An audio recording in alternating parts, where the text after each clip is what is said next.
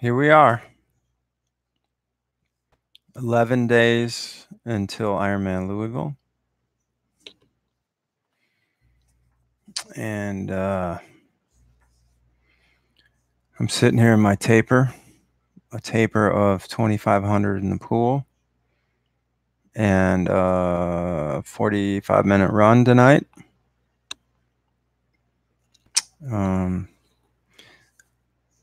I've been doing all that I can to convince myself to leave the Ironman Louisville Facebook group. It's a little bit of a shit show in there, and I get it. I don't know why every time I check it, I'm just like, why did I just do that? It's sort of like whenever I go to Twitter, it just brings me down, right? Why do we check Twitter? I mean, it's just a free for all of anonymous lashing out. But anyway, the Yankees are playing right now, and I'm just kind of taking a little break from that game. It's baseball season. It's funny how the game absolutely changes the minute the red, white, and blue banners go up and the playoffs start. The way they play is just totally different, and this is what I love about it. You know, you can't win unless you play baseball the right way in the playoffs. So that's why I love it now. But I did go for that run. Now I got to ask. I went out for this run tonight. It was an easy run, but I didn't feel great, but I felt like I was flying, and I kept looking at my watch, and I was like, oh my God, this is slow. You know how that happens? It's like you feel okay, and you feel like you're really running, and you're just going slow. The legs just aren't moving it like you think they are. It's a weird feeling. I don't like that feeling 11 days out from Louisville, but it's all part of the plan. Next week, I really don't run that much, and you just got to hope it all comes together on that day, right? And you got the legs you've been dreaming of come together the day before, and then they just want to be unleashed on Sunday. That's the idea, right? So I guess I'm back on the bike tomorrow. It's funny. I've been cleaning my bike a lot more lately. I've just been cleaning the chain and like wiping it off, and just cleaning it.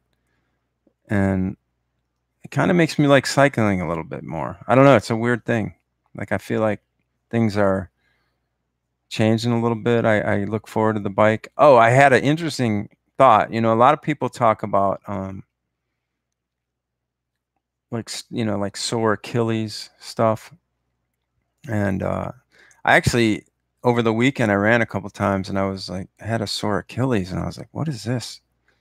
Haven't had that all year, and haven't been pushing myself too far out on speed work or anything like that. And I kind of think I've narrowed it down to the trainer. I hadn't been riding the trainer much at all, and then I rode it for like 4 times in 2 weeks.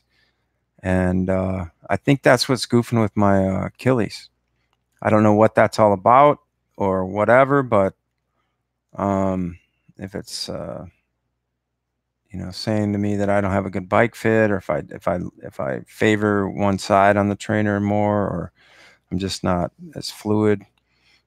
But tonight it seems fine. Okay, it seems fine now after I guess Sunday, a few days of rest, and it seems to be all right again, which is good news.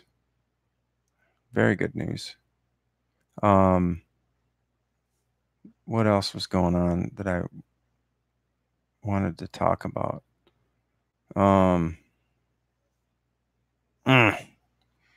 The Ironman Louisville Facebook group. Yeah, that's something else.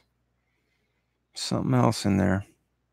I saw somebody, Phil, if you're watching, Phil sent me a screen grab of the 12-day forecast at Louisville, and it was like Friday was 70, Saturday was 70, and Monday was 70, but the race day was 90. I was laughing. That would be unbelievable if that happened.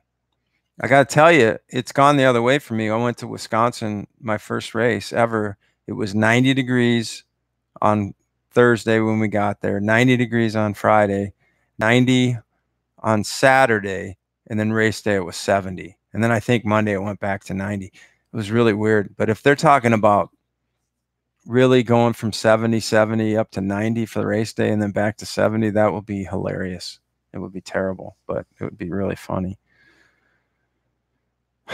What a challenge that would be to do another 90-degree Louisville.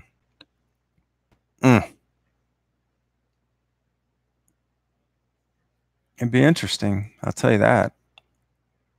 But like I said, I mean, yesterday I packed. I've packed for my backup gear yesterday, and I've got everything from toe covers to arm warmers to arm coolers to plastic bags to you name it. And I went out today and bought my travel baby powder, my travel scope, backup earplugs for sleeping in the hotel, because was it last time I did Louisville? Yeah. What? No. Was it the first time? One of the times I did Louisville, I'm not kidding you when I say my room was right next to a bachelorette party headquarters. It was like the bride-to-be's room, and the Friday night they were hooting and hollering all night, and then Saturday they started about 5 o'clock or something like that, and they had the music going and they were partying, and I'm like, oh boy, I got to go to bed at like 7 or 8, and I had to walk over and knock on the room. And I was like, there was like 10 women in there just doing their thing, and they're like, yeah. And I said, hey, you know, any other night of the year, I'd probably be wanting to join you guys, but tomorrow I've got this race and I got to kind of go to bed here. So I don't know if there's a way to maybe move this to another room or whatever. And I swear I saw a tear in the bride's eye, and I was like, I just didn't care. But I felt bad. I did, because I would have joined that party, or I would at least tried back in the day. But anyway, they were very nice, and they went down to someone else's room. But I think it was kind of a bummer for some of them. But I'm sure they got over it. I didn't sleep well anyway, because I usually don't. But now I got the earplugs. I bought the backup water earplugs for the swim. Hopefully I'll remember them. Sometimes I get in a rush and I put them in my kit pocket, and then I put my wetsuit on and I totally forget about them. And about 2 strokes into the swim, I'm like, I don't know. I just don't like having water in my ear, and it helps a little bit, I think. And then what was the other thing? Oh, the final key piece of the puzzle, my travel size baby shampoo. Now I know what you're asking. What do you use that for? And I use it for my goggles. I will I'll bring that in my backpack to the morning of the race, most likely. I don't know. I'll probably have it with me, and before I put my goggles on, I'll just put that soap on them, because what do they say? It doesn't hurt the baby's eyes, and but what it does do is it keeps your goggles from fogging, which is miraculous. So I'll wipe that on, and then I'll have a water bottle, and I'll clean them off before I get in the water. And I mean, like today, I broke out my new goggles, because I had ones they were okay, but they're starting to kind of get funky with leaking a little bit. So I busted out the new ones because I want to use those a few times before the race. And I was like, well, these are new, I'll just wear them. And I started swimming, and sure enough, they fogged up in like 2 minutes. And then I got out of the pool and I washed them out with that baby shampoo, and they were golden for the rest of the swim. So just a little thing. You don't want to be sighting with foggy goggles. And so that was nice. I've got that all going. I've decided on the shoes I'm going to wear. I had a new pair that just felt really good. And this was about 2 months ago, and I feel like they're kind of getting a little wore down. And then about a month ago, I bought another pair of the same type of shoe, but in a different color, and it felt like a different shoe, but it's the same shoe. Um, and I've worn that on a few of my longer runs, and I wore it tonight, and I think I'm good to go with my shoe for the race. It's a Brooks Ghost. And if you remember my countdown to Louisville last year, I think it was that. Yeah, I actually had started wearing the Ghost, and I hated them. And this is the same shoe. I think they might have updated a couple little things on it, but it's the same shoe. I just got used to it. It was too thick for me at the time, and it made me feel slow. But I've learned to enjoy the little bit extra padding. It's not like a Hoka or something crazy, but it's sort of that middle of the road, not too flat, not too, what do they call that? So feels good. I like the, I heard the other day actually that the Brooks Ghost, if it was its own shoe line, would be the #4 shoe line in the world, which is kind of interesting. I mean, like Nike, whoever, Brooks, and then Brooks Ghost. Pretty amazing. I also discovered running shorts the other day. I usually just wear my tri shorts under regular shorts, but I found some, I wore them actually when I was spectating. They have that really nice underwear built into them. And I've had those things in the past, but they've really come a long ways. I forgot what these are called. Kind of has like a department store name, but they're nice. I didn't run in them. I'm not going to run in them during the race, but I'll just wear my kit. I don't change.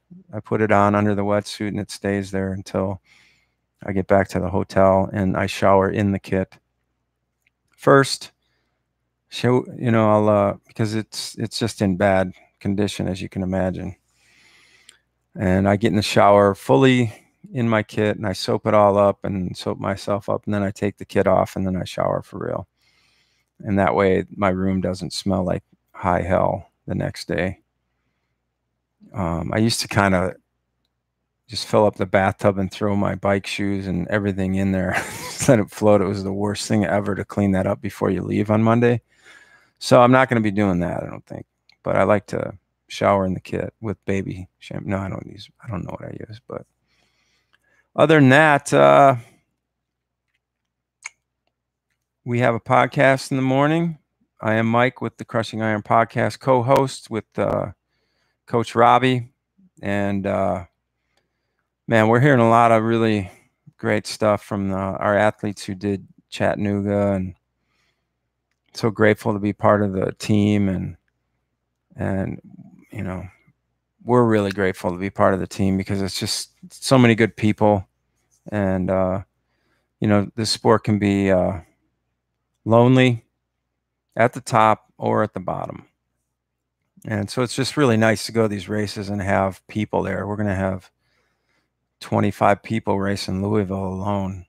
I've been to races by myself before, and while I'm sort of an adventurer and it's kind of fun to think about, but when you get there, it's just weird because people have their groups and you just can't really connect sometimes. And it can be a, kind of a shitty experience, but we're just going to, I'm really looking forward to seeing, signs and people all over the course, because there's just going to be a lot of C26 support up there at Louisville. It's going to be a lot of fun for the spectators because there's going to be tons of people they can track and watch and cheer on, and there won't be a dull moment in that day. Unfortunately, I won't be able to videotape any of it, so I'm hoping that some people step up, get me some video to work with. I'll bring that up on the podcast as well, but we got it all down. Friday dinner, there's going to be probably 50 or 60 people there, I bet. Maybe more, because 25. Yeah, it's going to be a lot of people. And I'm actually looking forward to it. Not actually, I'm looking forward to it. It's these races can, they can kind of take over your mind, and it'll be fun just to get out there and, like, hear the cannon and just go for it. Once you get into the race, then it's just a whole different focus. You're in there. Your mind doesn't really waver.